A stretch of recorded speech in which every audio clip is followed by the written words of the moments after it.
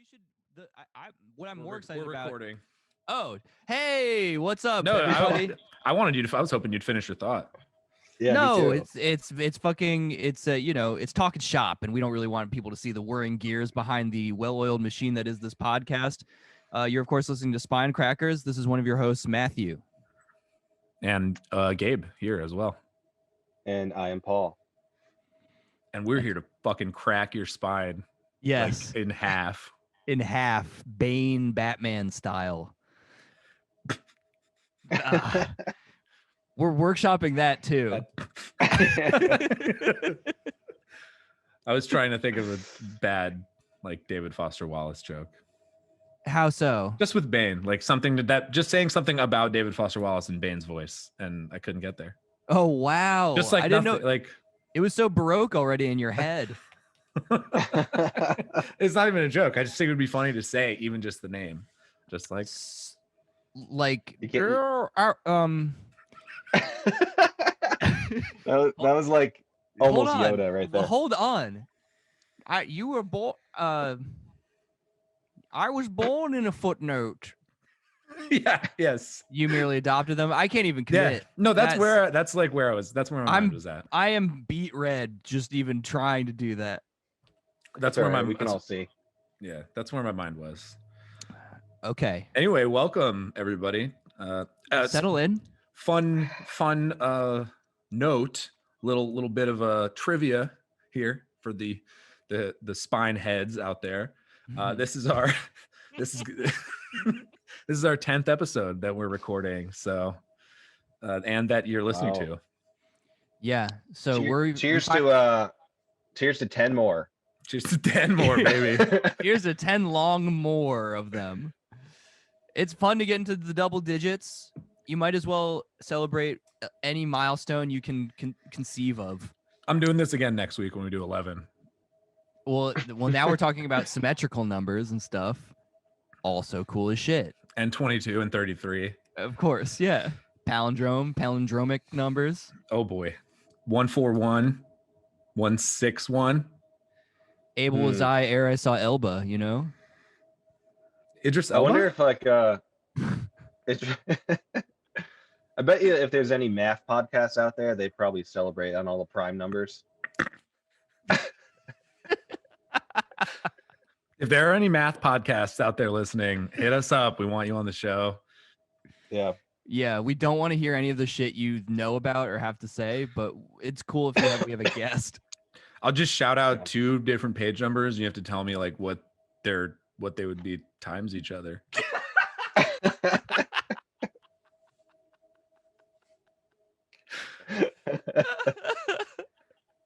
Really a little fun game for the math guests. Well, if we were to work with numbers, they would be imaginary numbers because we live in the realm of the imagination, and that's kind of what the book we're discussing today. Particularly, we live in the realm of the imagination this week. Yeah, in this book, and we're talking, and let's talk Lathe, gentlemen. We're talking the Lathe of Heaven, Ursula K. Le Guin's 1971 sci-fi novel. And my first thought is, what the fuck is a lathe? I had to look it up many times. Yeah, it's a woodworking tool. I don't think it has to be exclusively woodworking, but yeah, it's like any kind of rotating like shop tool that's meant to grind down or like make symmetrical, it's basically a really, really fast moving fucking spit roast, it seems like. Okay, right. And yeah, okay. Like a beveler. Is that something else that's kind of like that? Paul, you might actually, this is like your bailiwick. Yeah, sadly this is kind of my realm, but also sadly I don't know what it is really. I think it's something like a sand, like something that kind of sands down and forms a piece of wood, or it doesn't have to be wood. The most relatable way that I could think of it is, and I don't even know if this is technically true. If there's any woodworking podcasts out there, you guys give us a call. We'll bring you in as a consultant the next time we have a book with a an obscure woodworking instrument in the title. Yeah. And I think this is a sort of an analogy, but we have a kitchen thing that you put like a fucking cucumber in it or a zucchini, and you just basically stab it on there, and then you turn it, and it like shaves off the edge to make fucking like zoodles and stuff. Nice. I think that's sort of what a lathe does. Is it that? Yeah. I remember. I think it's for like. Oh, sorry. Go ahead.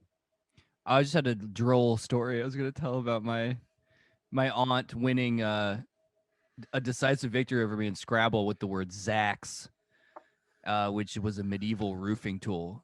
And I was like, you fucking bitch, you don't know what that is. And she's just like, well, we put $50 down and I had to pay her. What? How old were you? Ooh. You're like 6. 6 years old. It was all there. I don't even know where I'd get $50 at 6. No, I was like 18. Another that this is actually, now we're down a rabbit hole. If there's any Scrabble podcasts out there, but another good obscure Scrabble word that is a woodworking tool is, and the reason I know this is because it has a Z in it, and that's a good thing to know in Scrabble. It's an adz, ADZ or ADZE, and it's sort of like a cross between like an axe and like a whatever the whittling tool is that helps you. Wow.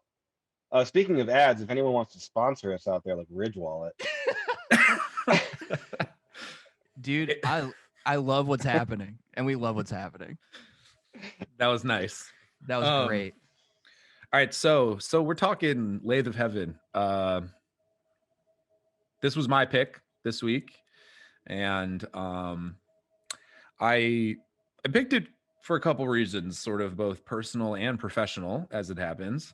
The personal reason is that I enjoy Ursula Le Guin's writing very much, both sort of just from a artistic perspective, but also because she was an anarchist, and I am an anarchist, and therefore political view reveal, clickbait title. And so she was always someone who I read, sort of, who bridged the sort of fiction political theory gap in a way that I enjoyed. And the other reason is that some of my colleagues and I were working on, before COVID canceled all academic conferences, we were putting together a panel on Le Guin, and we were each going to sort of cover one kind of aspect of her work. Someone was going to talk about her work in sort of like feminist theory, and I was going to talk about the anarchist stuff, and someone else was going to talk about something else. And so I had not read this book, and I wanted to just get it under my belt before going back to working on that, which will hopefully eventually happen at some point. What had you read before then? Well, so the main I've read, well, first of all, I've read a bunch of her. She's most famous for, of course, the Earthsea novels, which are a series of fantasy novels set in the fictional world of Earthsea. But the main sort of political work that she's known for is a book called The Dispossessed. And that book sort of explicitly deals with a future sort of hypothetical anarchist society. And it has these sort of like anti-utopian but pro-anarchist ideas in it, and it's really subtle, and it's really interesting, and it's really well done. And so that's sort of what got me into her. And then I've read a bunch of her short stories and stuff over the years, but this one I had just not gotten around to yet. I mean, it's definitely like clear, all that stuff, I feel like, in this. I've not read a single Le Guin story. I've known about them forever. Just yet another thing that's just been like, I don't know, for whatever reason, on the back burner for like a fucking decade. And I'm not sure why. But yeah, this was actually the one I had heard of the Earthsea books, but I was excited because this was the one that I don't know, I actually most wanted to read for the longest time. Paul, had you read Eddie Le Guin before or anything? Nope, I had heard of what? I was just gonna say Earthsea is basically just Water Hobbit. So I thought it was like it's like Water World or something. Like, is the Earth in the sea? It's more like water, Nice, Middle nice, Earth. nice. Fuck you, Matt. More like Middle Earth Sea. God. I just said water, Middle Earth, like water world. Yeah, but you didn't get all the way there. My jokes are good, and then you guys just take them, and they're a little bit funnier. I'm You're like not smarter than me, dude. You're not. You're not smarter than me, dude. There's a character in Brooklyn Nine-Nine called the Vulture who just swoops in at the last second and takes over people's cases and gets the right answer, and that's me with Paul's jokes. That's true. Yeah, I just say them too quietly under my breath, and Gabe's like, "That was a good one. I'm gonna jump on that." Paul loosens the riff jar, and then Gabe opens it up and gobbles all the shit Yeah. inside of it. But no, I did hear about Earthsea, and I want to read it. But when I first looked at the cover, I was like, Le Guin, like a penguin, and then I see a turtle on the cover. I'm like, what the hell's up with that? So right off the bat, pretty confusing. Right. False bill of goods. And I yeah, we'll get there. But yeah, I looked at the cover too, and I was like, oh, this must be some sort of weird metaphorical. I know this book has to do with dreams and stuff, but no, there's literal actual fucking like flying turtles in this book. So but the idea of them being literal is actually something that's called into question. Well, right. Well, yes. So I'll just a little bit about the book before we get into it. It was published in 1971. It was actually made into a PBS made for TV movie in 1980. And I watched the trailer and like cumulatively like 10 minutes of it kind of jumping around, and it's like kind of good, but kind of, it's a 1980 PBS made for TV movie also. Yeah. I think I heard, because I watched an interview that Le Guin did with Bill Moyers about the PBS adaptation, and I think Bill Moyers said it was the first ever publicly funded full-length made for TV movie. Although I could be wrong about that. Or yeah, if I'm wrong about it, Bill Moyers is wrong about it. Yeah, take it up with Bill. Yeah, he's the wrong one. Publicly funded maybe being the key word there. I don't know. Yeah. Because it was on PBS. Right. So the story I think is relatively easily summarized. It follows a gentleman by the name of George Orr, which is a very, very deep sci-fi dystopian cut for anyone who might have read deeply in the genre. Deep enough to mine ore? What are you saying? I'm saying like George Orwell. Yeah, George Orwell. Yeah. From the hit book 1994.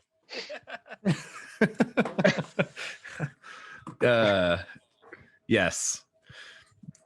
And George Orr has a curious power. Curious George. Okay. Whoa. I'm sorry.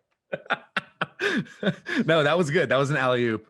And he's compared variously in the book to a monkey. So I think the Curious George actual specific comparison comes up at one point. Anyway, George Orr has a strange power, and basically it's that his dreams change reality. Now, I read this, started reading the book, and I was like, oh, okay, yeah, okay, cool, kind of weird, guys whose dreams change reality, because there's an obvious way that would happen, right? You have a dream and then it comes true later. That's the sort of like most straightforward way to do that. But that's not what Le Guin does with this premise. And I think she does something really interesting just from the jump, which is that Orr's dreams don't change the future. They literally change the entire history of Earth. So for example, if George Orr has a dream about, Dewey, so there's that famous image of Harry Truman with the Dewey defeats Truman newspaper, because Dewey was supposed to win that presidential election and Truman won in a landslide. If George Orr has a dream today about Dewey defeating Truman in that election, then today it will have always been true that Dewey had defeated Truman. Right. So there's no like forward projection thing. It literally changes the entire history of the planet from, you know, whenever the affected moment is. What you guys might do as drooling Disney Marvel hogs is you might know this as a retcon. Yes, that's right. Okay. I'm sorry. No, I think that's But it is what it is, helpful, though. Yeah. George Yeah. Orr can retcon the history of humanity with his dreams. Right. He lives in a society that's sort of vaguely dystopian, potentially post-apocalyptic. It's not super clear. We can talk about that some more later. And he is abusing drugs to try to keep himself from dreaming in his sleep. So he's taking various sorts of supplements and other drugs to sleep in such a way as to not have dreams at all, because he's afraid of them causing these changes in the world. And of course, he's the only one that notices these changes. So it also changes everybody else's memory, right? So, you know, if he dreams that, you know, this building was blue, the building has always been blue, and you will remember it has always having been blue, you know, on your walks past it to work or whatever, even if it was previously red.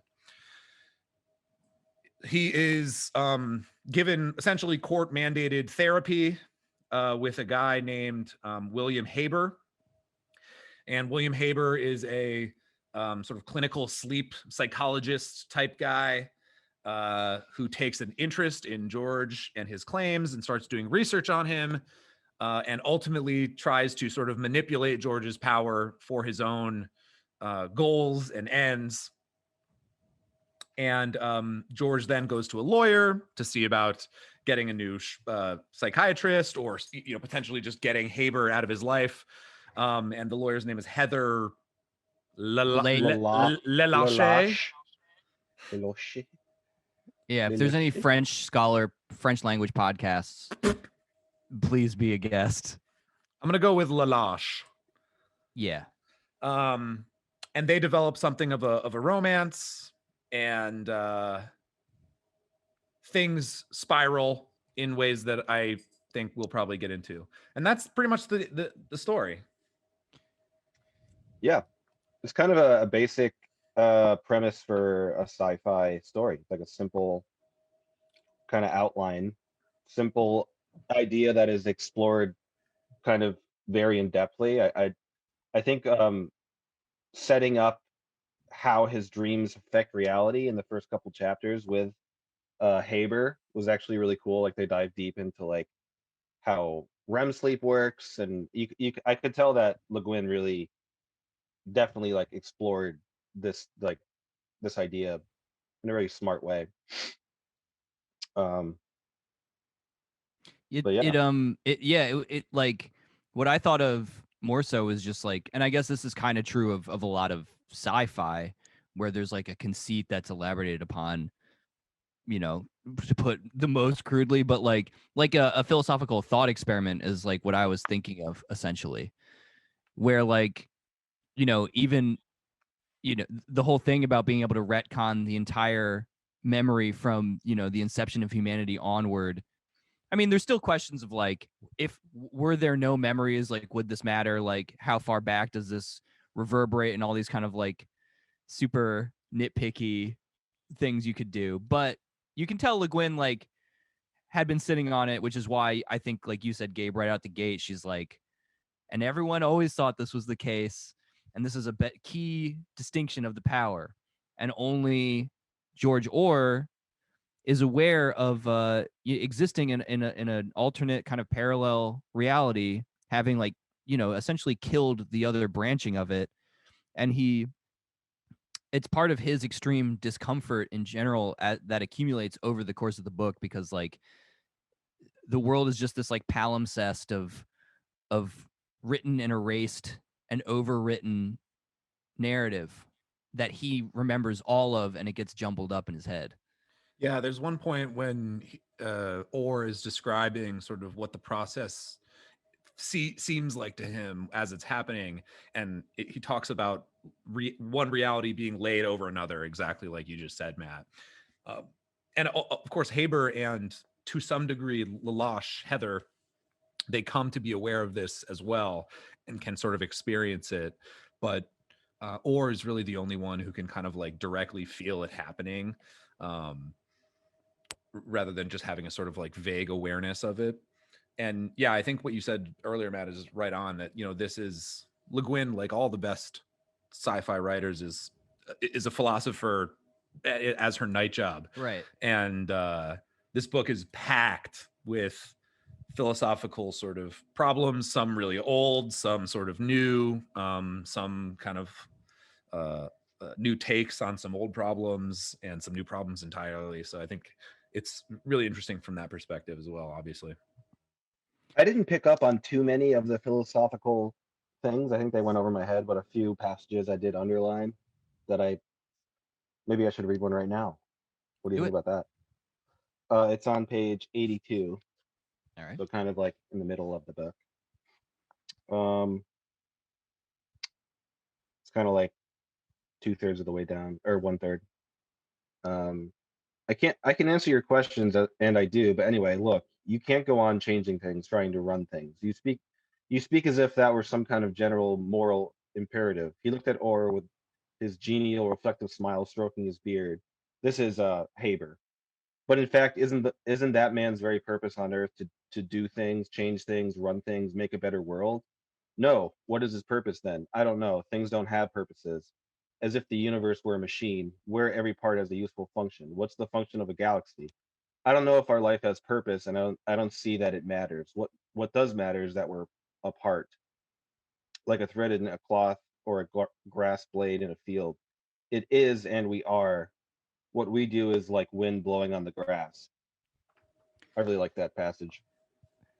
Right. Haber is sort of like, he literally becomes an outsized like representation for the sort of like, I fucking love science, mechanistic, you know, like I would say dominant worldview, which I think is clearly still the case. You know, there's a couple, it's like there's essentially like I don't know, two kind of dialectical relationships between like ways of being here that are being ping-ponged back and forth throughout the whole story. And or is almost like a Buddhist or something. He's way more like, he's kind of, you know, he's way more like be like water, kind of, you know, we are part of a whole, and be more passive. Yeah, it's there's definitely the sort of like, you know, action versus inaction dialectic there, with Or being the sort of, and there's all these, you know, Taoist quotes from the Tao Te Ching and stuff sprinkled Right. through the text at the beginning of chapters, and that's something that Le Guin was sort of deeply aware of and conversant with some of these Eastern philosophical traditions. And so there's this, you know, this push and pull between taking action to change the world and sort of using passivity and inaction as a form of action itself, or as the correct way to approach the flow of things. And the book really goes out of its way to paint Orr, even in his own sort of personal life, as this just passive, like blah, just dude, just the most ordinary dude possible. The meaty Awful part of buff. the bell curve in every sense. Yes, yeah. I thought that section that was great. There's a great section towards the end of the book when Haber asks him, wait, what? Oh, just where he's just like, we took your height and basic body measurements, and they're all like they're all cleaved to the mean so perfectly that you literally might as well not exist. Yeah, exactly. And that's also true of like all of his psychological tests. He takes like various sorts of Rorschach tests and all this stuff, and it all just comes out as like perfectly, it's literally just the perfect mean every time. He's just the most boring, like blah person. Well, Paul, like right by there on 83, I underlined you know, just some stuff that came about, because you're starting to get a sense of Haber, the doctor who's sent to do these like onirological, I don't know how do you say that, That sounds pretty good. dream studies of dreams, experiments on him, because or to clarify, like, or is forced into this position with this doctor on a quote unquote, voluntary basis because he broke the law by taking an illegal non-regulated allotment of like pep pills / sleeping pills or whatever. Which, by the way, I just want to flag that it's hilarious and just a funny little dystopian like touch that Le Guin adds here, where he's the way it works is you can either go to voluntary therapy or we're gonna force you to go to forced therapy. Right. So it's like forced either way. It's a lot like I'd watched THX like 1138 recently, and they do that shit where it's like you open your medicine cabinet and then a camera turns on and it's like we counted every pill you've taken, and there's all these allotments, and then you have to go to this like automated confessional booth if you do bad things. It's great. But it just says here, this is no one's like talking, it's just a little chunk. It says the end justifies the means, but what if there never is an end and all we have is means? And it made me think of like one of them, I forget what it is, Gabe or Paul, maybe it's like I think it's called the horse parable or something, where like this farmer wins a horse in a bet or in lotto or something, and everyone's like, oh, that's awesome, like, or like his horse gave birth to a new horse and whatever. Everyone's like, the blessings are upon you, like, you have a horse. And his constant refrain through the parable is like, we shall see, right? And then like the horse grows up and the man's son is riding it, and the horse is like rambunctious and it kicks the guy's son off, and the son breaks his arm. And they're like, oh man, actually it kind of sucked that the horse was born and you had the horse, like, because it caused this injury. And then the guy's like, we shall see. And then a war breaks out, and his son's not eligible for combat because he's injured. And then they're like, oh wow, actually it was great that about the horse, because now it led to your son not being able to. And just kind of like the notion of like it never ends in a continuum of like you don't know what these reverberations will lead to, and they kind of don't lead to anything. You just have to sit and watch and let kind of like time dictate the the contextual emotional tenor of whatever had happened. I think that's a good I wasn't actually familiar with that story, Matt, but I think that's a great sort of analogy to kind of like to Orr's outlook on all of this, which is kind of just like it's the Wu Wei, baby. It's the you just have to let it flow and sort of be a passenger on the stream, baby, or whatever. Yeah, bro. And we're on the marble, this Carl Sagan marble. Yeah, just the pale blue dot, baby, and we shared DNA with bananas.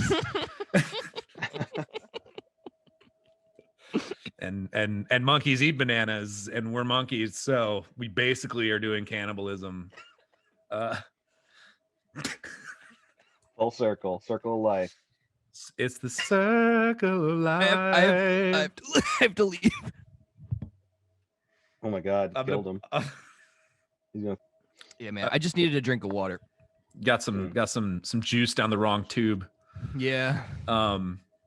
So anyway, the other thing that I wanted to pick up on what you said, Matt, and that passage you read about the ends and the means, is that Haber is also meant to represent, I think, pretty straightforwardly the dangers of a sort of blind utilitarian moral philosophy, where all you're concerned, and this is Haber's sort of, from his own perspective, his motivation is about doing the most good for the greatest number. As a matter of fact, at one point in the book, one of the inscriptions above Haber's institute that he works at, which he creates by having Orr dream up the institute for him to work at it.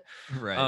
One of the inscriptions is, I believe, the greatest good for the greatest number, or something along those lines. And of course, Haber, in manipulating Orr's dreams in ways that he thinks will bring about this sort of utilitarian paradise, of course, results in hideous misfires and like moral horror from almost any other perspective. It's the classic sort of like scene from Harry Potter when they go down into it's like all these like but I'm serious. But I'm serious though, because I did just watch it because of Christmas. You know, it's the classic sort of technicalities that make the thing terrible. You know, so in Harry Potter, the goblin brings them down into the vault, and they made an agreement. Oh, you have to bring us down to the vault safely, and blah blah blah. And then he locks them in and says, "I never said anything about getting you out. I'm a racist Jew goblin because J.K. Rowling's terrible." You never said anything about leaving. But it's that same sort of thing, right? You know, where Haber will say something like, "I want human beings to stop fighting amongst themselves," right? And so, or dreams that an alien race invades the planet, and so the humans stop fighting amongst themselves and have to unite against fighting this alien invasion, right? So it's that sort of thing.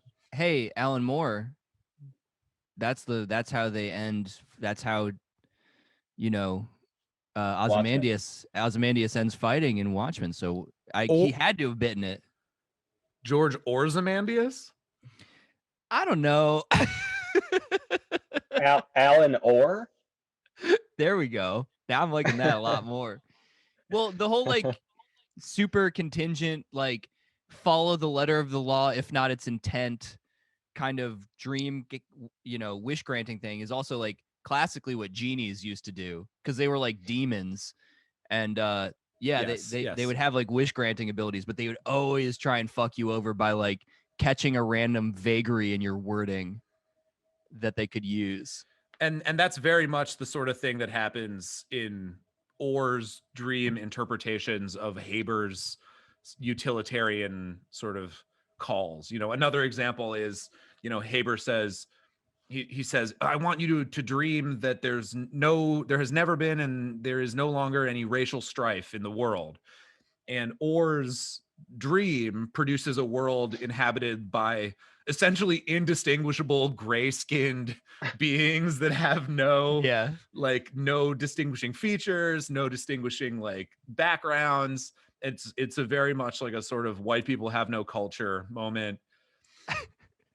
Where it's like, oh, all these people are from regions that are diverse, but they're all just gray. And it makes no difference. They look like wet newspaper. Yeah, exactly. I think the most interesting aspect about, like, particularly that example to me was like, you know, what is the morality behind this act of like, if reality only exists now and forever has existed, but with these gray humans, and only one person on the planet, George Orr, remembers an alternate reality, like, is that a horrible thing? Like, from our perspective and from George's perspective, it's like, yeah, it totally is.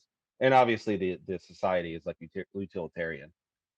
But that I think that was like an interesting question for me when I was reading it, is like, you know, from George's perspective, all these people are dying that he remembers from alternate realities, but from everyone else's, those realities never existed, and we don't have any sense if they do exist in any other like other dimension or anything. Well, yeah. I mean, I think there's a lot in there. I mean, I think specifically on the example of the sort of race, the world of like the gray, non-racial people, you know, part of what makes that example kind of poignant in the context of the story is that George's relationship with Heather had been sort of developing up to that point, and Heather had sort of confided in him and had a discussion about being mixed race and sort of being like unsure about her, you know, like sort of place in the cultural landscape. And, you know, her father was like a Black Panther kind of like SNCC activist, and her mother was this like white hippie lady, and there was, you know, some tensions in their relationship that were racially based, and they kind of had this interesting conversation about it. And it sort of is implying that her racial sort of that race and the histories surrounding race were really sort of formative and important in her identity. And the question becomes like, what is the world like if all of that is taken away? Because like you're saying, Paul, obviously if we just retconned racism out of human history, it would obviously erase a ton of hideous and unnecessary suffering and evil, which is sort of Haber's perspective. Haber's like, yeah, great, gray world, like awesome. But what is lost is it a sort of baby with the bathwater situation where you also lose what people view as really integral and important parts of their identity and their culture and their history. And how do you sort of balance those scales? And one of the things that I like about the book and about Le Guin in general is that she doesn't give you answers to those questions. Like, I don't think Haber is a straightforward villain in this book at all. No, and in fact, I saw him as a villain.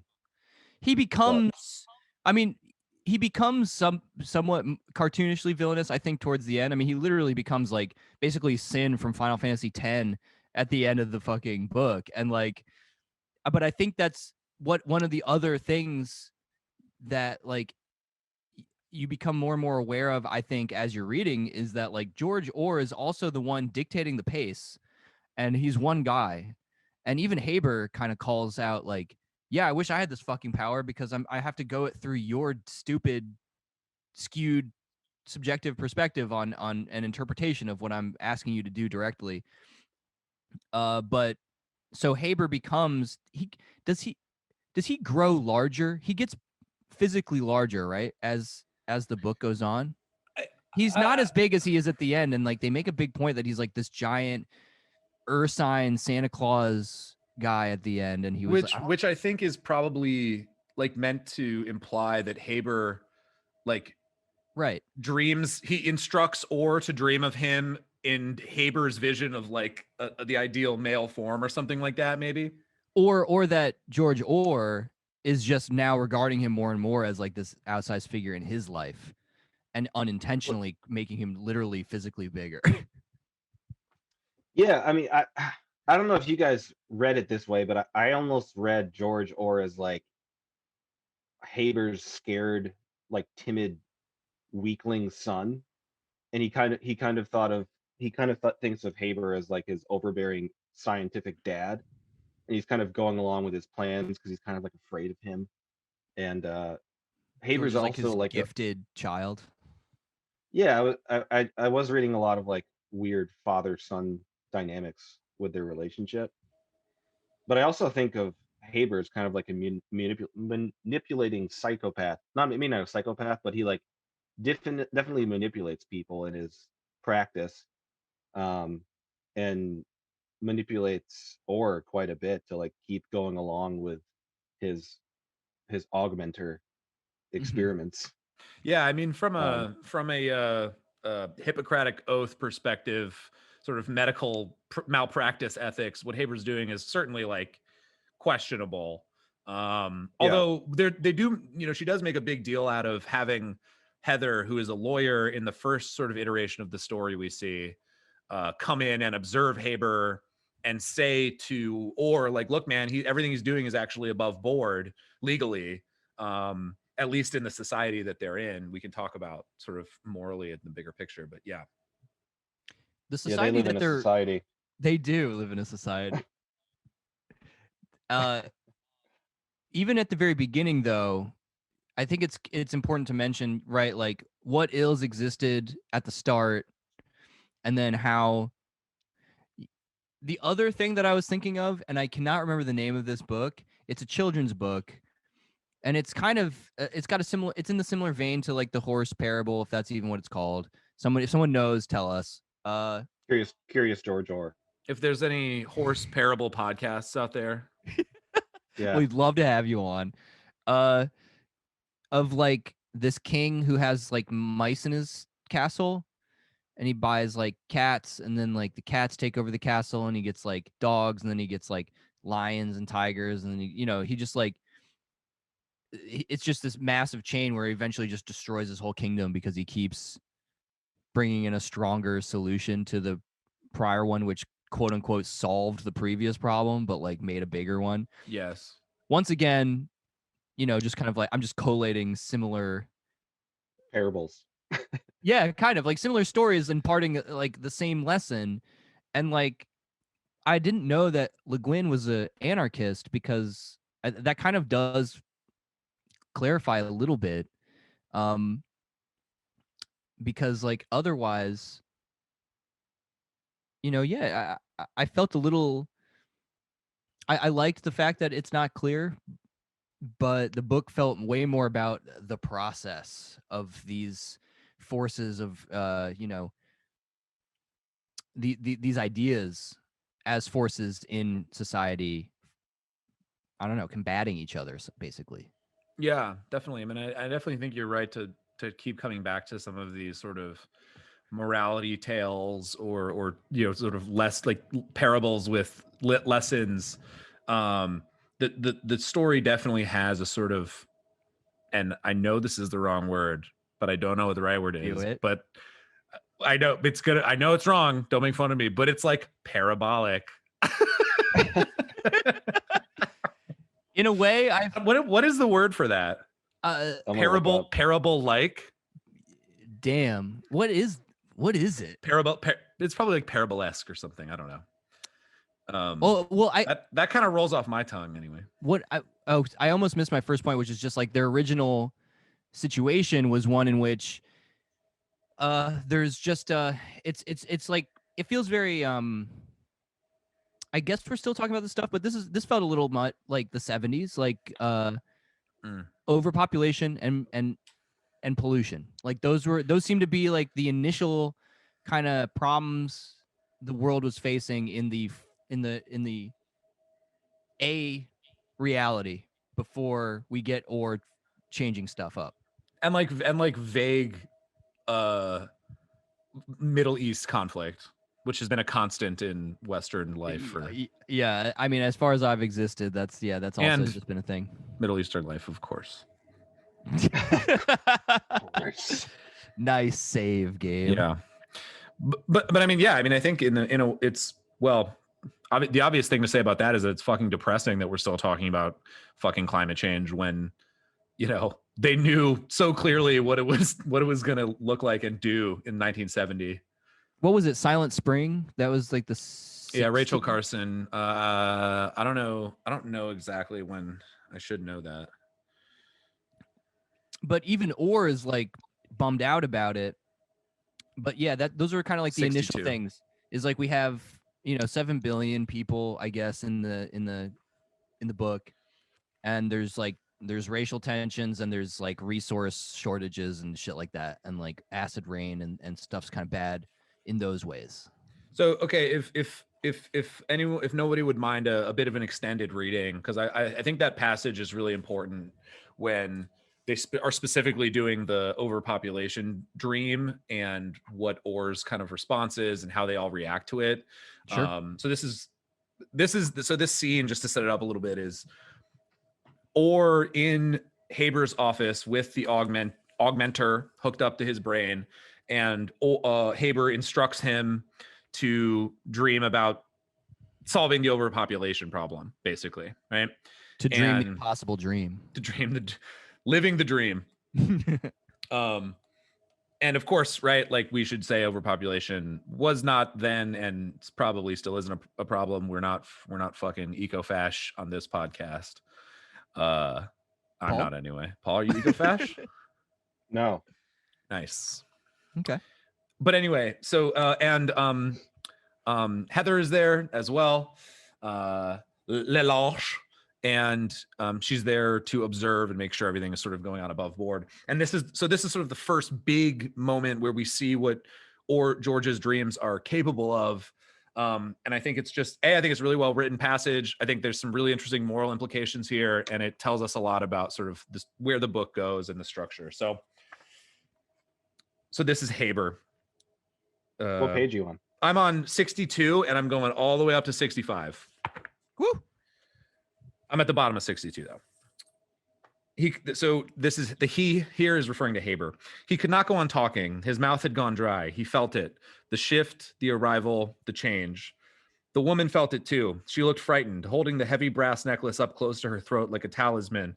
She was staring in dismay, shock, terror out the window at the view.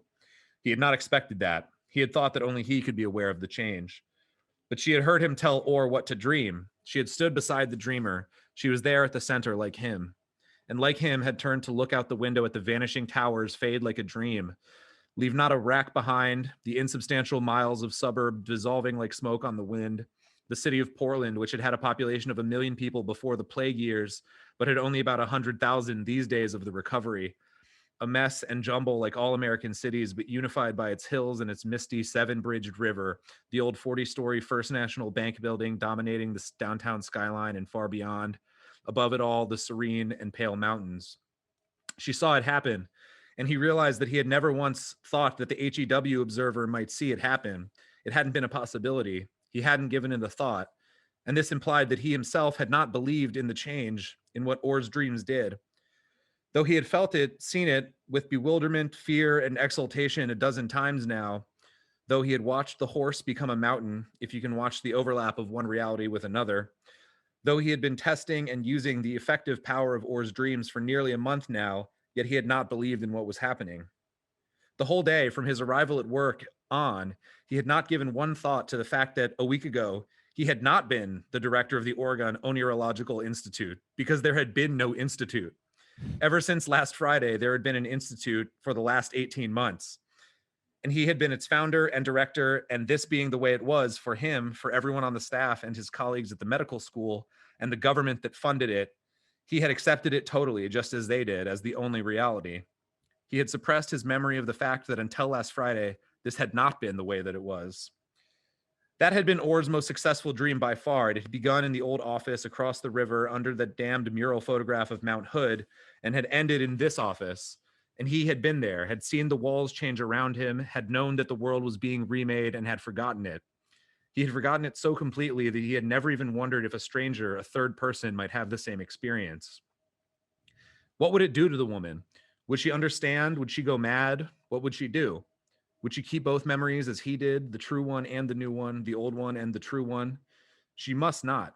She would not interfere, bring in other observers, spoil the experiment completely, wreck his plans. He would stop her at any cost. He turned to her, ready for violence, his fists clenched. She was just standing there. Her brown skin had gone livid. Her mouth was open. She was dazed. She could not believe what she had seen out that window. She could not and did not. Haber's extreme physical tension relaxed a little. He was fairly sure, looking at her, that she was so confused and traumatized as to be harmless. But he must move quickly all the same. He'll sleep for a while now, he said. His voice sounded almost normal, though hoarsened by the tightness of his throat muscles. He had no idea what he was going to say, but plunged ahead, anything to break the spell. I'll let him have a short S-sleep period now, not too long, or his dream recall will be poor. It's a nice view, isn't it? These easterly winds we've been having. They're a godsend. In fall and winter, I don't see the mountains for months at a go, but when the clouds clear off, there they are. It's a great place, Oregon. Most unspoiled state in the Union. Wasn't exploited much before the crash. Portland was just beginning to get big in the late 70s. Are you a native Oregonian? After a minute, she nodded groggily. The matter-of-fact tone in his voice, if nothing else, was getting through to her. I'm from New Jersey originally. It was terrible there when I was a kid. The environmental deterioration, the amount of tearing down and cleaning up the East Coast had to do after the crash, and is still doing. It's unbelievable. Out here, the real damage of overpopulation and environmental mismanagement hadn't yet been done except in California. The Oregon ecosystem was still intact. It was dangerous, this talking right on the critical subject, but he could not think of anything else. He was as if compelled. His head was too full, holding the two sets of memories, two full systems of information, one, the real, no longer world, with a human population of nearly 7 billion and increasing geometrically, and one, the real now world, with a population of less than 1 billion and still not stabilized. My God, he thought, what has Orr done? 6 billion people, where are they? So I think that sort of passage is sort of interesting in that it is both the sort of main, the first huge moral event in the book, that Orr essentially retcons the lives of 6 billion people off the planet, and also sort of describes, I think interestingly, like what it's like for these characters undergoing this experience, because all of that stuff, you'll remember that I was just reading about the plague and the crash and all that, that's never mentioned before this exact moment. And the implication there is that that is their brains sort of rewiring and reforming memories about something that never actually happened, or that happened only in a retconned way because Orr dreamed it.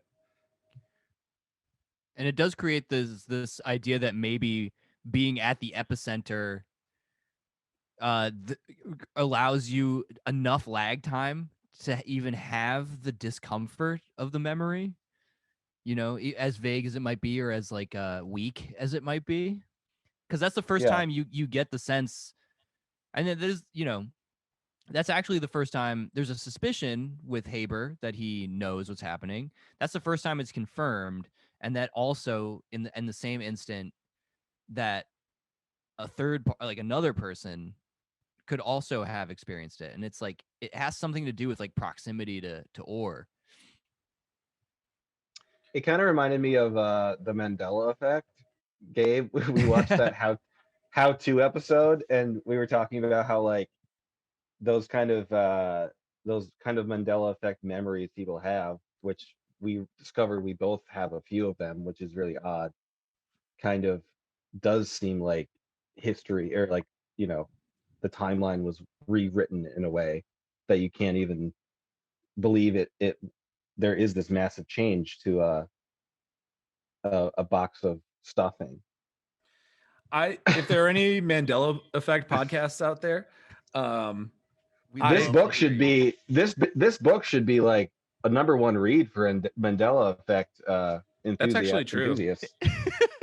It really is true. I just want to go on. I want to go on record that I believe in the Mandela effect, and I am open to the possibility of it being multiple universes, quantum theory, slippage shit that I don't understand at all. Whoa. Of course you would, you fucking bomb throwing anarchists. Fucking everything's crazy. What do those things have to do with each other? You know what I mean. I'm joking. I don't know what I mean. Matt, do you believe in the Mandela effect?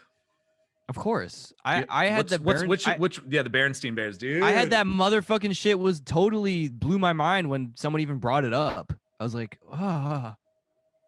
It was Berenstein, bro. Mm-hmm. Yeah, and Raisin Brand, the Raisin Brand son had freaking sunglasses. He fucking had sunglasses, dude. He fucking had them. Does he not? He never did. He doesn't. What the fuck, dude? He doesn't have them.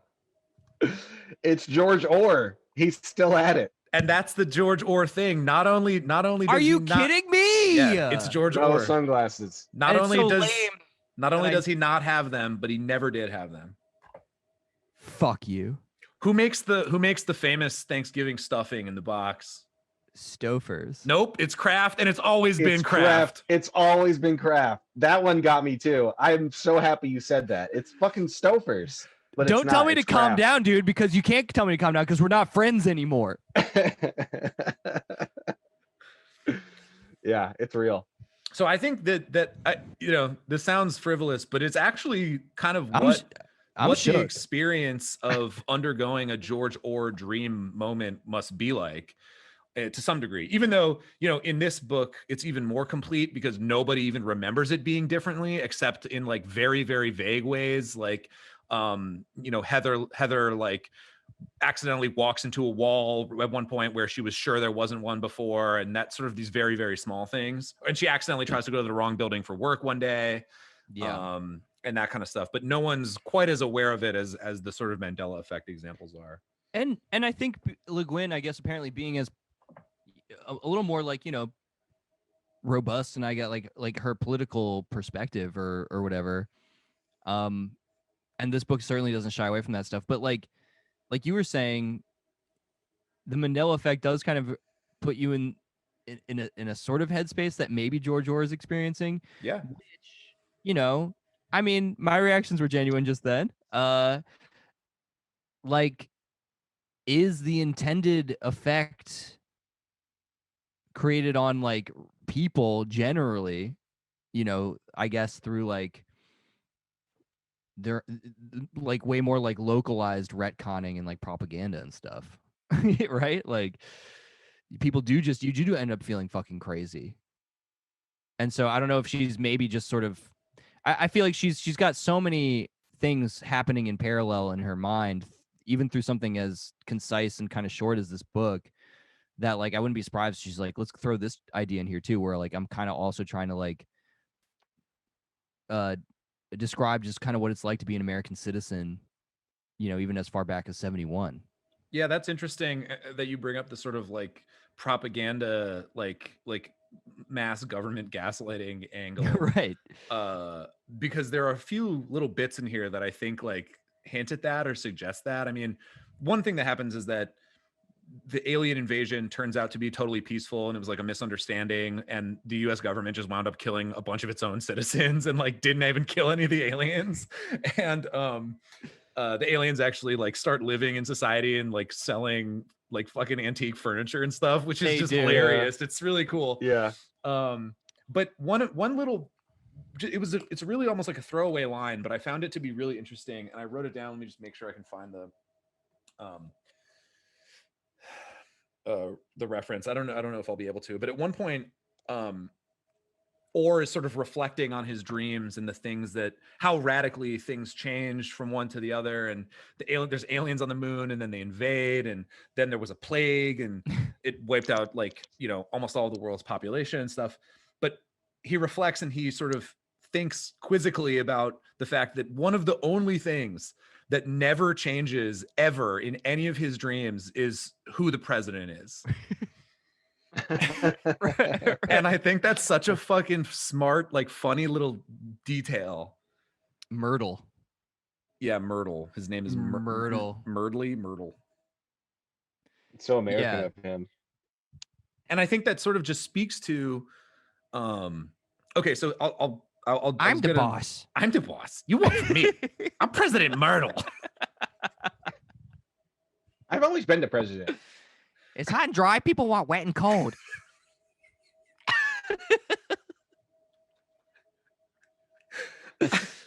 Yeah. I actually think this book is really political in a few ways that I'll just get into now, I guess. And I'd be curious if you guys thought about this or picked up on these or anything. Because I always read Le Guin politically because that's how I was introduced to her, and that's my sort of main interest in her sort of line of thinking in general. But I think that this is also a commentary, and this is one of the reasons that I think Haber is not entirely a villain, is that I think that the book is a commentary on the sort of failure of the human imagination to imagine how ways in which things could be better, and our like willingness to just be like, you know, X, Y, or Z thing about our world sucks, but it's so deeply ingrained that we have a tendency to take it as completely natural, whether that's war or racial discrimination or capitalism or any of these things. So it's, you know, it's like we have all of these horrible things that even in our dreams, even in literal dreams like George Orr is having, our minds cannot wrap themselves around how they could be genuinely different. The only way to solve war is more war for George. The only way to solve racism is by like getting rid of all of these other good things about human life. And yeah, I think that's a big part of the book's message to me, is that we just haven't imagined greatly enough what our world could be like. And that's a common sort of anarchist and leftist refrain in general. Yeah, I think I didn't underline it, and it, but there was a passage that it basically be reiterating what you just said. But there is a passage where Orr is talking about how he basically screwed up into it, like from Haber's perspective, because he didn't dream the correct like peaceful dream, and he basically says, you know, that he can't imagine a world without those things, even in his dream life. I didn't read that as being political, but I am maybe I don't have the political mindset, but I thought it was interesting for sure. That's just like a humanistic throwaway line. Or I think I did underline it, Paul. I think it's on 86, where they're talking about how Orr just sort of replaced war with more war, and it's right in the middle there. And he says, "But I guess I can't, or my subconscious can't, even imagine a warless world. The best it can do is substitute one kind of war for another. You said no killing of humans by other humans, so I dreamed up the aliens. Your own ideas are sane and rational, but this is my unconscious you're trying to use, not my rational mind.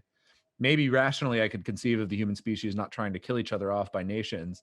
In fact, rationally, it's easier to conceive of that than the motives of war. But you're handling something outside of reason. You're trying to reach progressive humanitarian goals with a tool that isn't suited to the job. Who has humanitarian dreams?" Yeah, I love that. And yeah, I kind of read that as like a criticism of both the inability for humans to like have an exorbitant imagination, or like a really high level imagination, but also a criticism of just how our world has been full of war for so long that like it's obviously hard to imagine a world without it, right?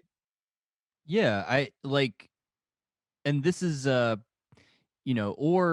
is almost saintly a bit in this book, and I think these are the couple instances where I feel like he gets kind of almost like a just criticism and lives up to the milk toast fucking means tested just sort of average brain that he's been sort of described as having for the whole book, where he does kind of lack imagination. It's why he hates having the power, because he's not in control of his subconscious.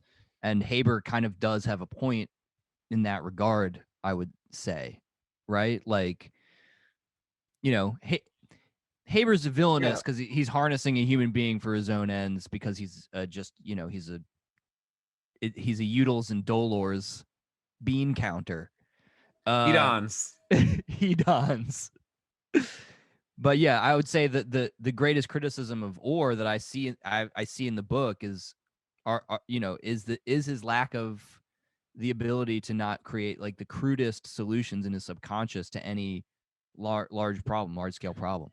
I guess I would not disagree, but maybe push back a little bit in the sense that I think that like the other side of that coin is that Orr is also correct that like just saying the phrase like, yeah, stop war is not gonna fucking help anybody. It's stupid and it's essentially meaningless without some sort of grander vision or understanding of how do you cash that out? How do you flesh that out? Like, and I think Haber comes off to me as just a sort of like Warren voter shit lib who's just like, yeah, racism's over because I put a line in my sign on my lawn, and I voted for Obama twice, and I would have voted for him a third term, bro.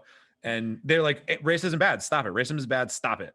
Haber is a guy with the sign, in this house we believe science is real, love is love, whatever. Exactly, that is exactly who Haber is. I see him as like a little bit worse than that. I do see some like libertarian elements to Haber, and like you have to be a strong man, you have to survive this harsh world. Especially towards the end when it's society, like there's someone who gets dragged away and euthanized on the street by a citizen's arrest because he has cancer, and they want to like basically not have anyone in the gene pool that can reproduce that will give their offspring cancer. And well, not Haber's to defend like libertarians, but that's like the opposite of libertarianism. That's just like that's full on fascism and eugenics. Eugenics, which I didn't no yeah, I didn't mean like that wasn't an example of his libertarianism. I was more so like saying that he's kind of like single man, like pick yourself up by your bootstraps, George Orr, because you need to be a strong man and you just can't, and I'm going to control you. But that's more of like the Nazism of Haber than libertarianism. I think what you're picking up on is still just kind of like almost the stoicism that is kind of like a byproduct of utilitarianism, where you're like, suck it up, we got to like make the hard decisions, and it's like you need a strong man to do that. So it's kind of conducive to this other kind of very reductive stereotypical behavior or self-conception. Because I wrote down just right here, it just said, as there was no visible limit to the power Haber wielded through Orr's dreams, so there was no end to his determination to improve the world, which was like is written as a threat and is kind of like the progressive notion, sort of, I think, pretty concisely said. Like, and ultimately, I think, of course, Haber's imagination is shown to be the most feeble and pathetic of all, because so the climax of the book, Haber puts the augmenter on himself and tries to like direct his own dreams, basically, and it just like Yeah, like Matt's comparison to sin is pretty good. It just essentially just starts melting reality and creates this like black hole that just is destroying everything. Well, it's funny because Haber initially it's like kind of just like played for laughs. It's like Haber's like this onion that you just keep peeling back layers, and he's just, you know, and like there's all these jokes about him having no core, and then it's just he literally turns into like a fucking black hole through his own dreams. Like the realization of his actual deepest inner workings is that he's just this black hole.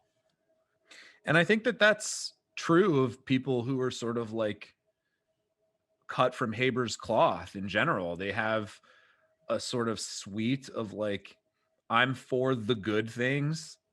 Like I'm against racism and I'm for stopping war and stuff. But like, it doesn't go any further than that. Yeah, right. There's the core, the notion of there being no core is the huge final statement about Haber and his whole worldview and moral system and like being, which I think is like pretty brutal. Like, and that's, I mean, you know, I feel like that's what we kind of have talked about in a couple other books too, even like people like feeling adrift, all these other kind of issues, because there's no means to create the grounds to stand upon, and most people don't have them, or most people just have a sort of litany of positions or policies that they like, and then there's just like there's no there. And that's why you should read 12 Years for Life 12 by 12 Jordan Peterson. That was almost such a good mistake that you made. I literally thought you were about to say 12 rules for slave. 12 years of life. 12 years. I think I do think one thing that, just to harp on this point about the failure of imagination politically for just one more second, Yeah, is that this almost struck me as like a proto like Mark Fisher claim. You know, Mark Fisher's capitalist realism, the famous line, like, it's easier to imagine the end of the world than the end of capitalism.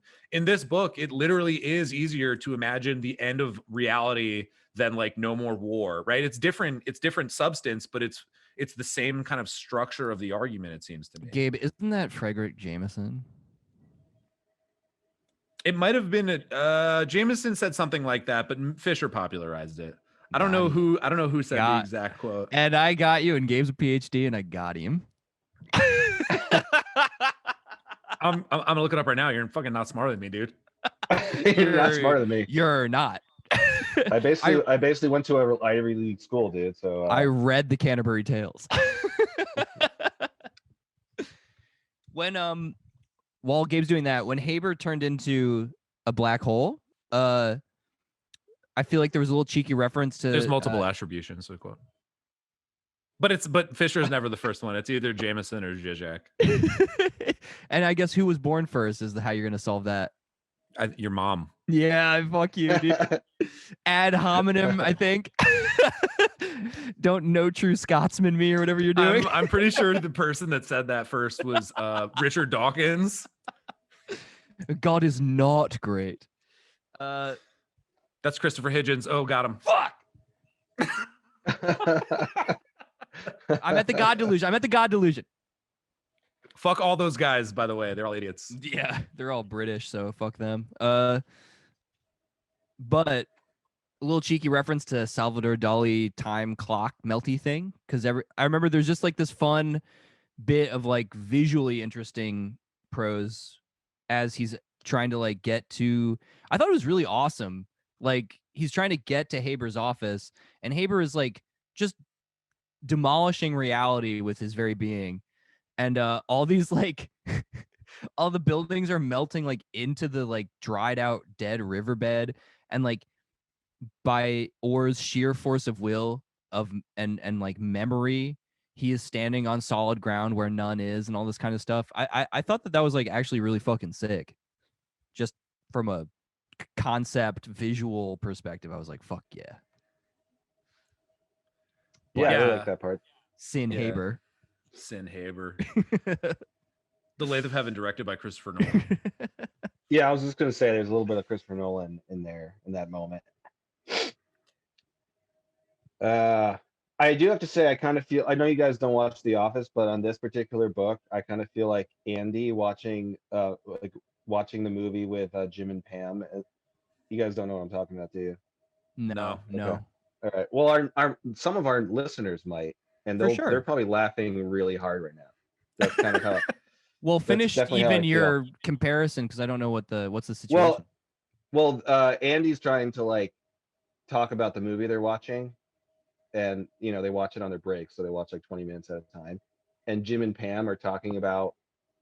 They're actually talking about like the relationship of Pam's parents, but they're pretending to talk about the movie.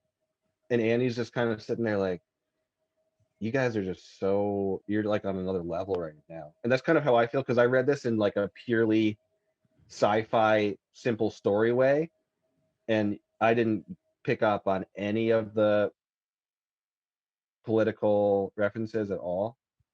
So that yeah, it's a funny comparison. I mean, You I should be don't think laughing it's. right Right. now.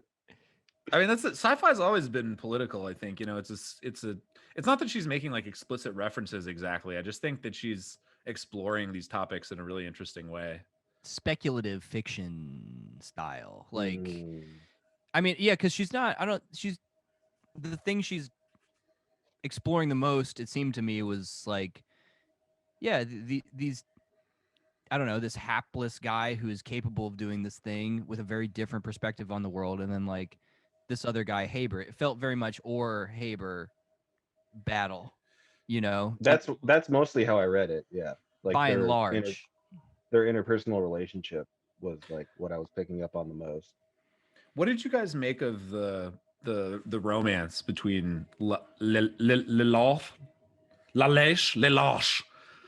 I was gonna Yeah. say I said Lalath, like Lathe of Heaven, but it's Lelache. Like, what did you make? What did you make of their relationship? Because the book sort of ends on a poignant note of them, kind of like doing like a 50 first dates thing, where like she kind of forgets, but vaguely remembers him, and they have to sort of start their relationship over. And I thought it was pretty touching towards the end. I don't know. Yeah, it was charming. I It thought it even was. made. I'm sorry, go Paul. I was gonna say their relationship kind of came out of nowhere for me. I didn't think that it was gonna be romantic. I don't think I knew like their ages really, but it turned out that their ages were a little closer. I thought my first picture of her was or image of her was like she was older, like Haber's age or something. So when that new reality was like formed and they were married, I was like, oh, okay, I guess cool. But What I didn't really think too much of it. what I thought was that like yeah, I thought it was touching, and I thought it even kind of saved the Beatles reference cringe, which probably was like kind of like the weakest, most like fucking what is this? Did John Green write this part? And it's like, yeah, I mean, we started venturing into the territory, which can be profound or not, depending on how you handle it. Of like, we need each other, and I just took it to be like, the kind of the first atomic particle that creates the larger life structures of just two people who care for each other and like will do these things for each other. However, I will say that one of the weaknesses, if that's the message at the end, is that this book is incredibly focused on essentially like a menage a trois, like and for all of these large broad social ills and what they're trying to do to save it, and maybe that's intentional, maybe not, I'm not quite convinced either way, but like the sense of a larger world was a little weak despite all of the like kind of like descriptions of this geopolitical status of each iteration of reality that Orr creates and this kind of stuff. Like I appreciated those, but there was not enough other like auxiliary characters to make the world feel lived in the way that would make the whole all we need is love, a little help from our friends kind of fucking ending hit as hard as it could. Yeah, I definitely agree. And the Beatles, the whole Beatles thing was omega cringe, I think. And but you know, I don't know if I do think the story was intended to be more of that sort of like low to the ground, like intimate portrait of these three people in these weird relationships with each other, with kind of like overtones of the larger world, sort of salt bayed on top. Like I see what you mean, and that's kind of what I was thinking was happening is like you create an intimate scenario where like the personal is world historical, and like that's the way to draw the line between the two, and that's kind of what I was thinking Lagoon was basically trying to do. Personal's political, baby. Yeah. I mean, you know, in this case, quite literally, and of course, that would be something that would make sense for Le Guin, who was deeply involved in sort of feminist movements at the time, and that sort of slogan. I don't know the provenance of it historically when it came about, but that was something that was very much in the culture. Right. I think. Okay, I have just a couple other points that I wanted to make, or ask you guys what you thought about. I mean, I think one thing that's interesting is the implication that this power in George was sort of brought on by like a traumatic nuclear event that he survived, and then he had to like so he talks at one point about like the original past, and he's like sitting on like the concrete block of like his new old like nuked house, and like just crying as a younger, you know, person. And it's sort of implied that that was like the original timeline of the future, and that it was only after that he started dreaming and changing reality. And so I just thought, I don't know if you picked up on that. I see Matt's furrowing his brow, but Paul's nodding his head. But so I think it's interesting to think about that as a sort of commentary about like how we cope with trauma, and like often in doing so like make it worse than it would be if we just kind of dealt with it head on by going back and trying to like fix it or change it in various sort of ways in the way we deal with our lives going forward. Yeah, and I immediately thought of Magneto, the X-Men character. Yeah. I'll allow it. That's like, correct. So for our if there are any X-Men Magneto podcasts out there, Magneto specific podcast, please. If there's any X heads out there, get it. So say more about Magneto and what's the connection. Well, if you've seen the original X-Men, I think it's the very first scene. He's in his family is being taken away, like through the gates of a concentration camp, and he's separated from his mother. He's having a traumatic experience, and that's when his magnet powers are first formed. And I would even say that his life as a anti-X-Men, or is he an X-Men? I don't even know. He No. kind of tries to he's not. No. Yeah. I would say he kind of does more harm than good in his life, like trying to correct the ways of mankind with his powers because he had qualms with the way things were, but he ends up like becoming a villain. And that doesn't really happen to Orr, but I was thinking about like I don't really know what the literal connection between having a traumatic experience and getting dream time warp powers is, but basically Orr's dream time powers is just massive cope. Yes. Massive cope. Yeah. Yeah. And what cope and what you see people when they voice their cope about something that they didn't like happening probably will happen if it was ever put into practice, which is shit is worse because they're reacting essentially. Right. My other thing is that I forgot to mention was that like there are all these indictments to Orr's imagination and tell the aliens, which are supposedly, presumably, a product of his mind and not things that existed before, and are kind of the saving grace at the end of the book because they, for whatever reason, are like an ancient, you know, species of being that like has fully existed in the dream reality, and like are in total control of it.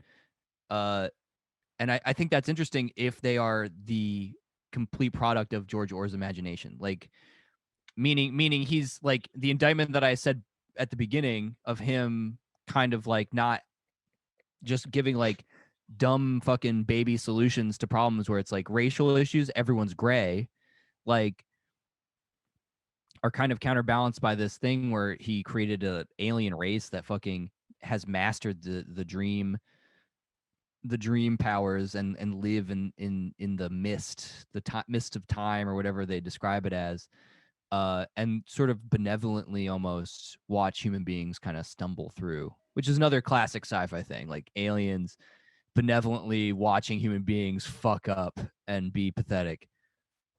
I think that's Yeah. a good point, and it, of course, ultimately, it means that his imagination was good enough the whole time. Right. Well, yeah, I think that idea is totally 10 out of 10 sci-fi points for sure. Because I think there is some like I wasn't sure reading that if like he did create the aliens, but there is some kind of gray area, wink wink, because they're gray, or the people are gray. But Yeah. there is some like gray area in terms of like, were they actually around like before him? Did they exist because he has this power, or was it solely out of his imagination that they respond? And they have, I mean, because his imagination works the way it does, everything that he creates is real and has always been real. But I do like that notion of like, you don't know if they have been around Right. forever. Yeah. Good sci-fi. Sci-fi elements. I think this book would score highly.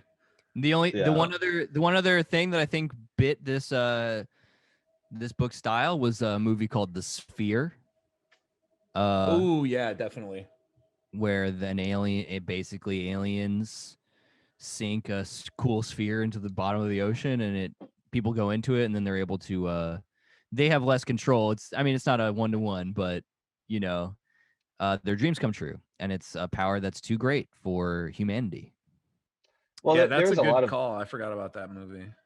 there were a few different movies that I was thinking of that kind of I would be interested to know if this is like the probably isn't, but the first like sci-fi kind of simple story that is just like it gets exponentially bigger and bigger until there's just like reality is totally rewritten. I was thinking of like Akira a little bit. I don't know if you guys were like, obviously George Orwell is not like a similar character who had, you know, that guy, I forget his name in Akira. Tetsuo And is Tetsuo. Kaneda is the other guy. Tetsuo is pathetic though, which is, you know, kind of. Yeah, I was seeing the pathetic similarities were definitely there with those two characters. Right. But I also thought of this B movie on Netflix called Time Trap, which is awesome. If you just want to watch a B movie from 2019 about people that go into a cave where time is super slow and they eventually find the cup of Christ, then definitely watch that. If that's your cup of Christ, then go ahead and watch that. Damn, I I'm like good. B movies. I love broadcasting. Time travel. Groundhog Day. Freaky Friday. Okay, here's the last serious question I have for you guys, and I'm curious what your intuitions about this are. I think the most interesting moral question this book raises in some ways is that moment that I read earlier about when Orr basically just leftovers like 6 billion people and just disappears them. Right. One sort of hot area in academic philosophy and moral philosophy is questions about like what sorts of harms, if any, can be done to the non-existent. So like there's all this stuff written. I recommend David Benatard's book to anyone listening. It's called Better Never to Have Been. The subtitle is The Harm of Coming into Existence. And his argument is like, you shouldn't have kids because you're doing harm to the kids. it's much more in depth than that, and it's a really good book. But I was just interested to think about like, what have those people been done any harm? Because it's not actually that Orr just poofs them out of existence. He undoes them in a much deeper sense. Like they never existed to begin with. And those things are not the same. So it's actually not like the Leftovers where they just disappear and go to the fucking the Upside Down or whatever. It's spoiler alert. But it literally makes the world such that they were never there in the first place. So Orr gets really hung up, like, I just killed 6 billion people. This is like really deeply morally evil. Did he? And is it? Well, I think I basically asked this question earlier, right? When I was talking about how I basically said that, and the only people that are alive that know he did it are the 3 people in the room: Heather, the doctor, Haber, and Orr. So if the whole entire galaxy and universe didn't have knowledge of this other timeline, but 3 people do, 3 people know that 6 billion people died. Is that But they enough? didn't die though. They never existed. Or not died. Yeah, but they existed in the minds of George, right? So does that mean they're dead because one person remembers this alternate timeline? I think that's the question. I guess for all intents and purposes, maybe dead, like uncreated is the same, right? Essentially. I mean, it's we don't know. I mean, the problem, I think the problem is that we don't know. First of all, I think the morality of the situation also comes from the fact that George doesn't want to be the one to do it. Like he, like, that's an awesome capability, and he does not want to do it. He's miserable that he can do such a thing. I think that's one aspect of that. And then the notion of never having been, like, I don't really know. I don't know how to grapple with that fully. I don't know. Me either. I just think I thought it was really interesting because Well, my yeah. intuition is that, like, it feels pretty clear to me that those people didn't die. Sure, right. It's something else happened to them, but I don't know how to morally evaluate whatever that thing is, or I don't even know if anything happened to them at all, because in the new reality they never were in the first place. So how could something happen to them? Exactly. Well, Yeah. they only now exist in like a fading memory in Orr's mind. Yeah, I don't know. So that was the moment that really gave me those classic, like, oh man, sci-fi is sick vibes. Yeah. Sci-fi. I mean, that, like you said, that's that's the critical moment in general. I think that's the, like, turning point of the whole book. It's kind of right in the middle. Like, I think that's supposed to be fucking making you think about that kind of stuff and get uncomfortable and wonder how you feel about any of that. And I think the key, George is like, nah, I personally can't deal with it. Like, I think that's the key. That is that feels like the moral key, is like the weird notion of like power and like pseudo agency that he has over this, but also not. Yeah. Yeah, the weird thing about that moment is I got like instantly turned on. I was like, what?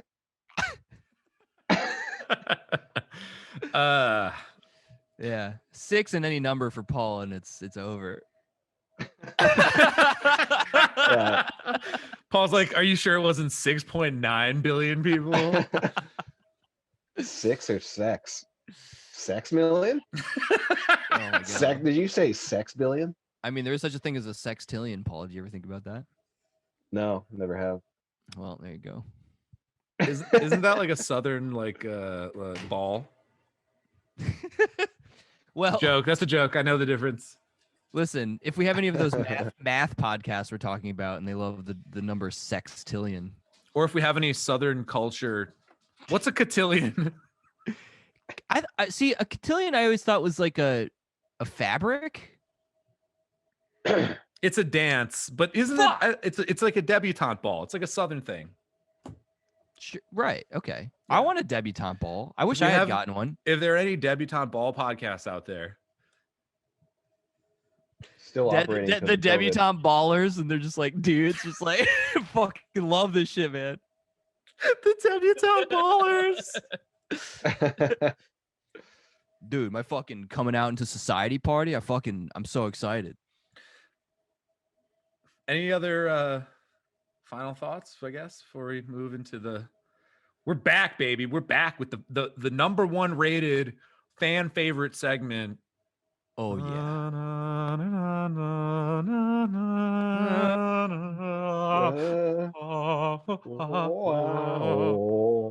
You're a wizard, Harry. And okay, and that was the prelude, and we just did read another book, so shut up and let us sort them into a house, Bitch. And here you go. And this actually works because there's like basically 3 characters. Easy clap. Easy clap. And we're gonna start with George, and I think that's also easy clap. I don't know if it is easy clap.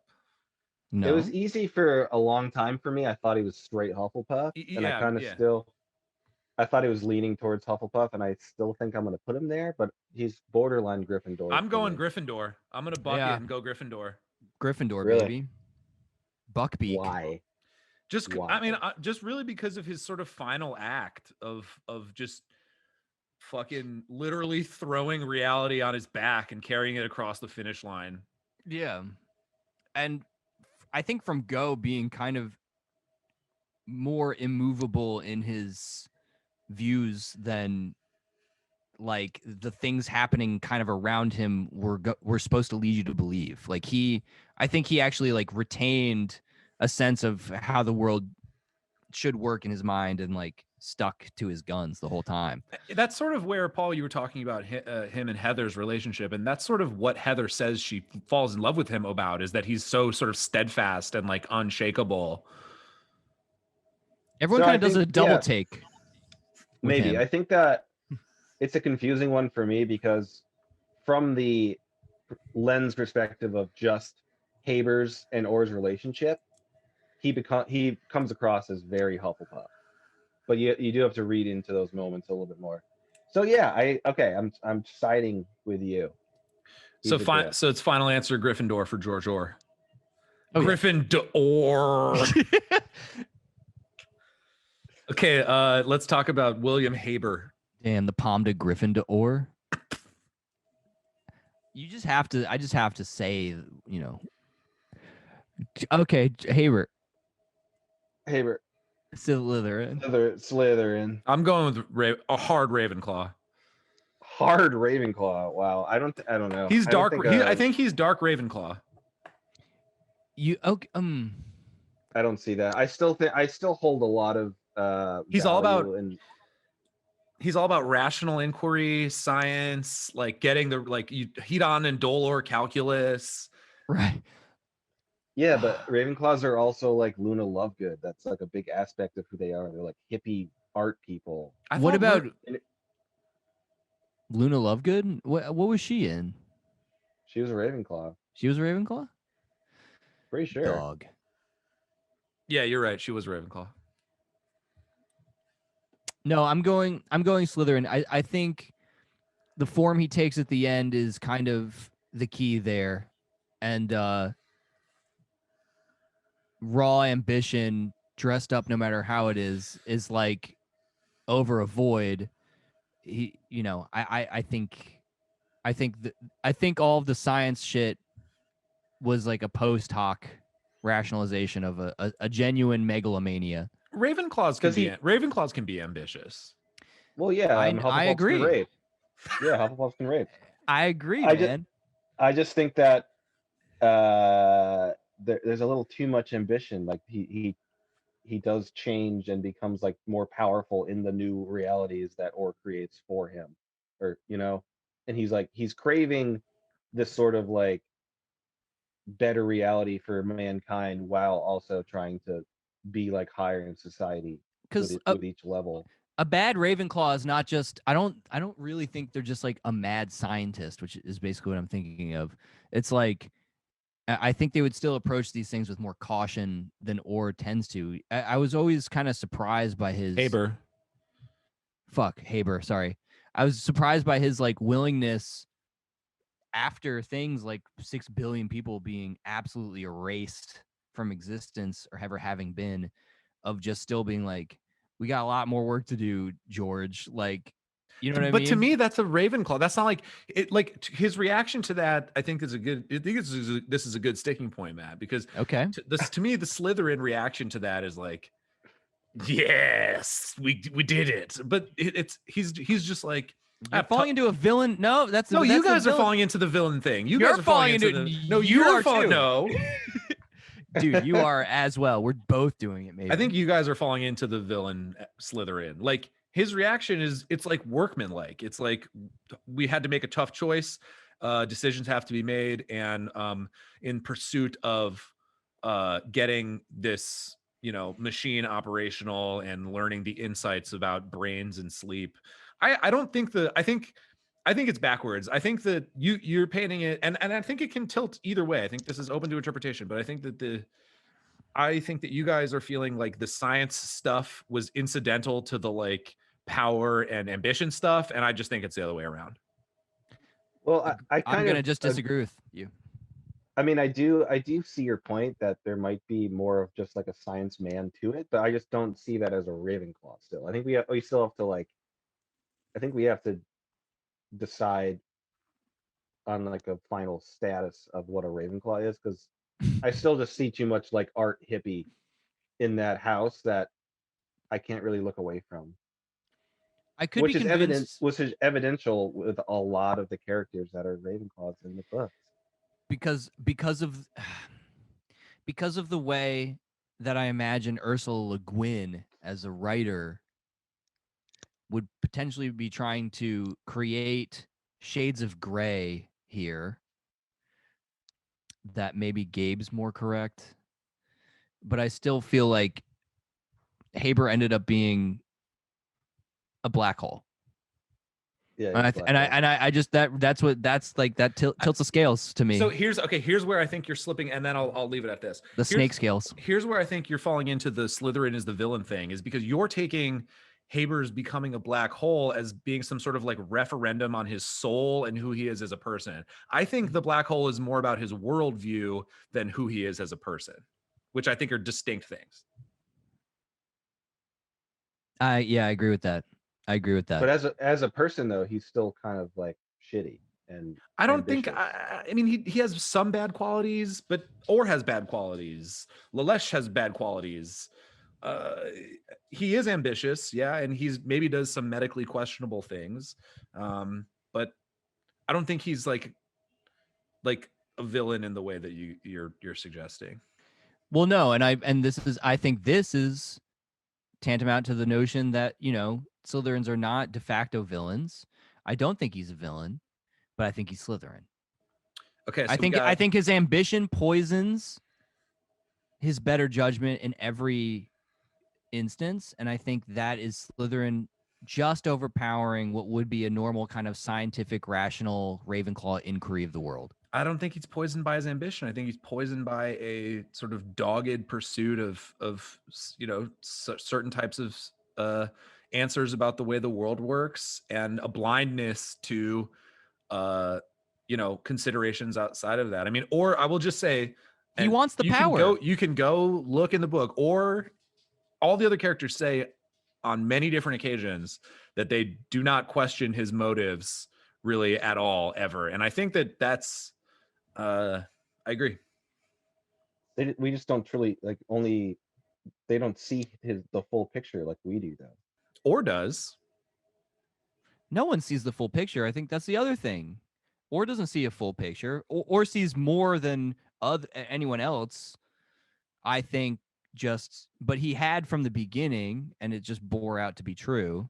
Okay. Wait, I changed my mind. You guys are right. He's a Slytherin. Here's what changed my mind. In that passage that I read, he is within the space of like roughly 10 seconds, instantly ready to kill Heather when he thinks that she might sabotage his plans. Right. Okay. Great. So Slytherins are uncomplicated villains. He's a Slytherin. That's not true. Based on the robust and healthy debate in the battlefield of ideas that we just had. No, I'm changing my mind again. I'm sticking with. He's a dark Ravenclaw. Okay. All right. That's fine. All right. So we got. And I'm saying he's a morally ambiguous Slytherin in my opinion. So we got one Right. Brave, two Slith. All right, he's a Hufflepuff. What about Heather? Heather, I think, is the trickiest one. I think she's a Hufflepuff. Yeah, I agree. I think she wants to be a Slytherin, but I think she's because she, the descriptions of her were really interesting and kind of weird as like a spider person almost to the point that I wasn't exactly sure if she was human for a few moments. Also, some despite everything, some phrenological overemphasis on her well-shaped head. Yeah, there was some weirdness. There was definitely some weirdness. But she loyal AF. She secretly. Yeah, she ride or die for Orr. Right. When she did not need to, on multiple occasions, including going to his weird log cabin. Yeah. In reality number 4 or whatever they were at. So Reality Bites, Ben Stiller. Right. Winona Ryder. Great movie. Reality Bites, and if reality bites, then have a dream and fix it. Right. You want to do scores? Yeah, let's do some scores. I actually hadn't thought. Fuck, I hadn't really thought about the score. Did we decide that whoever picked it has to go first, or what? I thought it was last. Oh, okay, last. Okay, so Paul, Is what do it you last? think? I don't know. Maybe it doesn't matter. My initial read through, I think I was going to give it like a 2.8. But after the discussion, boosted it up to a 3.3. Nice, man. I love when that happens. I was gonna say 3.5. I think it's better than that. I think Le Guin's writing is fantastic, and I think some of the political and moral stuff got me. It's like a 4.17 for me. Okay. I'll change it to a 3.57. Nice. Got to sneak one in there. It's definitely like this again, I feel like this is still like my I liked it a lot score at this point still. And like I just think like the brevity of it made it so that there were a lot of like notions thrown out there and some fleshed out, but largely it was this kind of story that just is great if like you want a high density amount of like things to chew on thrown at you that are like really interesting and worthwhile to think about, but not really like explored fully.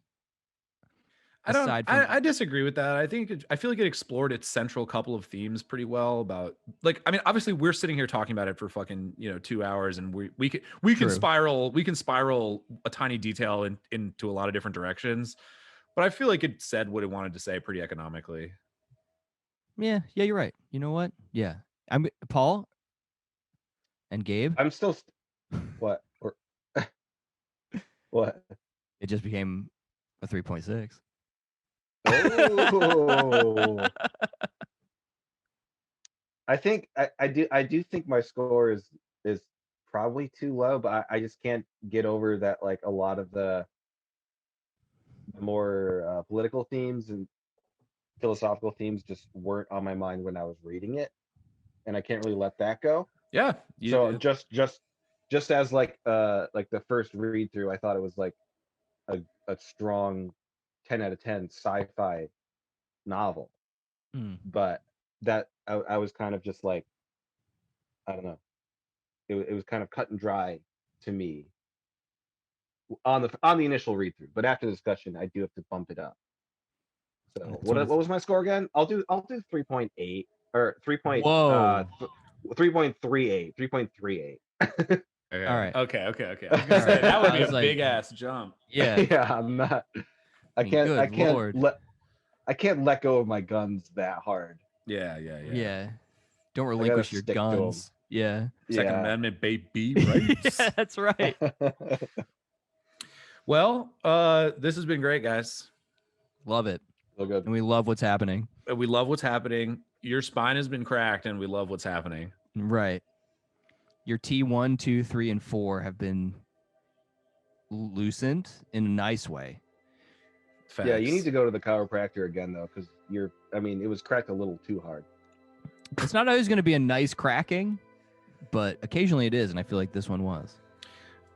So happy New Year, everybody, coming up, and or after when this comes out. Mm-hmm. Yeah. Everyone, go get some deep REM sleep, and don't awaken a volcano in your dreams. Yeah. Yeah. Yeah. Okay. Bye. Bye. I love you. I love you. Bye. Bye.